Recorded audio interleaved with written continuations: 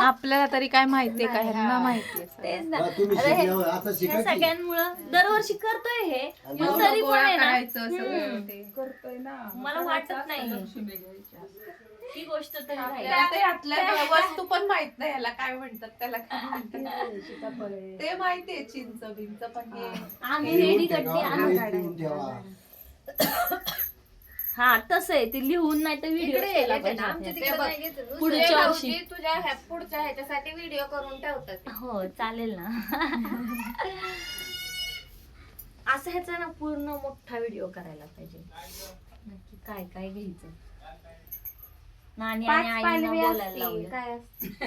हा, 5 पालवी आणि आणि आघाडा आगाडा दुर्वा, दुर्वा एक्स्ट्राचे भोपळ्याचं त्याच्यात फुल. 2-3 असतात.